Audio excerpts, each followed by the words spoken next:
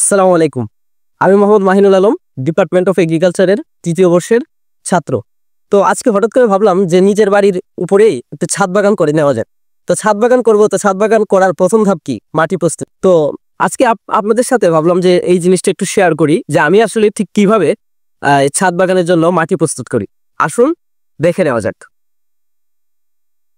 ছাদ বাগান করার জন্য বা ছাদ বাগানে মাটি প্রস্তুত করার জন্য প্রথমত আমাদের মাটি লাগবে। তো আমি আমার ছোট ভাইদেরকে দিয়ে মোটামুটি ভালো পরিমাণ মাটি সংগ্রহ করেছি। তো মাটি সংগ্রহের ক্ষেত্রে আমাদের মনে রাখতে হবে যে কেমন মাটি সংগ্রহ করবো আমরা। তো আমি সবসময়, আমি না শুধু, সকল কৃষিবিদরাই রেফার করে যে আমরা যেন একটু শুকনা মাটি সংগ্রহ করি, কারণ ভিজা মাটি আসলে ছাদ বাগানের মানে টবের মিক্সচারের জন্য খুবই ক্ষতিকর, কারণ ভিজা মাটির কারণে গাছের গোড়া পচে গাছ মরে যেতে পারে। তো আরেকটা জিনিস যেটা, এটা হলো যে এই যে মাটির চাকগুলো, এই মাটির চাকগুলো ভেঙে নিতে হবে, কারণ এই মাটির চাকগুলো গাছের মূল মানে শিকড়ের বৃদ্ধি ব্যাহত করে। তারপরে ফার্টিলাইজার বা গাছের যে পুষ্টি উপাদান ওই বুক পর্যন্ত পৌঁছাতে দেয় না। তো এই ঢেলাগুলো ভেঙে নিতে হবে, এই ময়লা আবর্জনাগুলো পরিষ্কার করে নিতে হবে। তো আমি মোটামুটি চেষ্টা করেছি এই যে পরিষ্কার করে এখানে রাখার জন্য। এই যে এই মাটিগুলো মোটামুটি ঢেলা মুক্ত। তাও যে মাটি মানে ঢেলাগুলো আছে তা আরো ভেঙে নিচ্ছি। প্রথমে আমরা এই মাটির স্তূপ থেকে মোটামুটি আলাদা করে নিয়েছি, চূর্ণ বিচূর্ণ করে নিয়েছি ঢেলাগুলো। এরপরে চেষ্টা করব যে ছাঁকনির মাধ্যমে যেন ছেঁকে আরো মিহি করে নেওয়া যায়, কারণ যত মিহি হবে তত গাছের জন্য ভালো। মোটামুটি ছিদ্রযুক্ত একটি ঝাঁকির মাধ্যমে আলাদা করে নিচ্ছি মাটির বড় ঢেলাগুলো। এরপরে এই মিহি মাটি হবে গাছের সয়েল মিক্সচারের জন্য পারফেক্ট। এরপরে যে এই ঢেলাগুলি রয়েছে এগুলো আবার চূর্ণ বিচূর্ণ করে আবার ছাঁকনির মাধ্যমে আলাদা করে ব্যবহার করা হবে। তো এখন আমরা মোটামুটি মাটি মিহি করা শেষ। এখন আমরা সয়েল মিক্সচারটা রেডি করব, যে আদর্শ সয়েল মিক্সচার যেটা আসলে ছাদ বাগানের জন্য খুবই উপযোগী। তো আমি কিভাবে ছাদ বাগানের জন্য সয়েল মিক্সচার করি। তো প্রথমে হলো 2 ভাগ এই মিহি করা মাটি নিব। এটা আপনারা আপনাদের মাপ করে নেবেন যে কতটুকু লাগবে ওই অনুপাতে। 2 ভাগ মাটি, 1 ভাগ বালু। কিসের জন্য? যেন মাটির মধ্যে জল মানে পানি আবদ্ধ হয়ে না থাকে, মাটির মধ্যে থেকে পানি খুব ভালোভাবে নিষ্কাশিত হয়। না হলে ছাদ বাগানের যে গাছগুলো লাগাবেন ওই গাছগুলো জলাবদ্ধতার কারণে গোড়া পচে এবং বিভিন্ন রোগ, ছত্রাকজনিত রোগের কারণে মারা যাবে।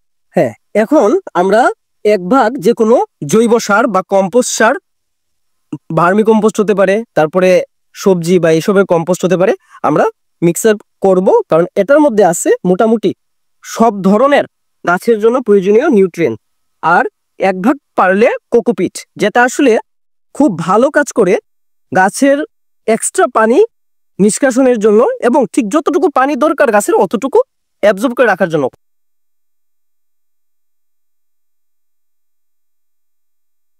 তো এরপরে যদি আপনারা যে কোনো গাছই লাগান না কেন, আপনারা 1 ভাগ টিএসপি, 1 ভাগ নয় 1 মুঠ টিএসপি এবং 1 মুঠ ইউরিয়া সার দিয়ে নেবেন।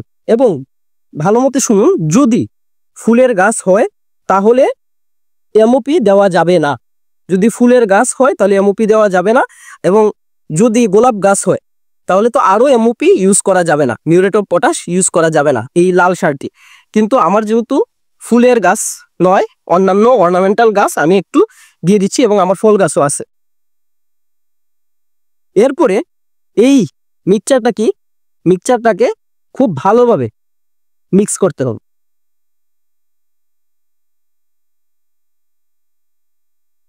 মোটামুটি মিক্স করার পরে এটার মধ্যে একটু নিম খোল বা এখানে আমি সরিষার খোল ব্যবহার করেছি দিয়ে নিব। এরপরে ক্যালসিয়াম এবং সালফেট মানে সালফারের অভাব পূরণের জন্য হাড়ের গুঁড়া বা শিং গুঁড়া ব্যবহার করা যেতে পারে। এখন আমার কাছে যেহেতু এগুলো নেই, আমি এখানে 1 মুঠ পরিমাণ ডিমের খোসা গুঁড়ি করে ব্যবহার করতেছি। তো এরপরে খুব ভালোভাবে যখন আমি সয়েল মিক্সচারটি মানে রেডি করব, তখন এই সয়েল মিক্সচারের মধ্যে গাছের প্রয়োজনীয় সকল পুষ্টি উপাদান থাকবে, এবং পানি নিষ্কাশন খুব ভালো হওয়ার জন্য যে যে জিনিস দেওয়া প্রয়োজন, যেমন বালু, মাটি মিহি করা, এইসব জিনিস আমি করেছি। তো এখন এই যে মিক্সচারটি, এটি হলো ছাদ বাগানের জন্য আদর্শ মাটির মিক্সচার।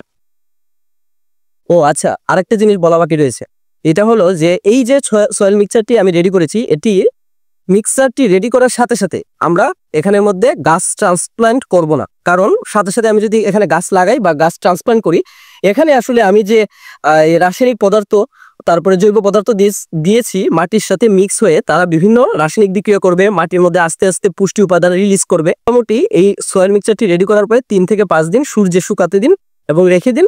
এরপরে মানে সয়েল হিসেবে গাছ লাগানোর জন্য ব্যবহার করুন। আপনারাও এই সয়েল মিক্সচারটি ব্যবহার করার মাধ্যমে খুব ভালো ছাদ বাগানের ফলন পেতে পারেন বা সৌন্দর্য বর্ধন করতে পারেন। ও তৈরি হয়ে গেল আমার গাছপালার জন্য আদর্শ সয়েল মিক্সচার। সাথেই থাকুন এরকম আরো সুন্দর সুন্দর ভিডিও পাওয়ার জন্য। আসসালামু আলাইকুম।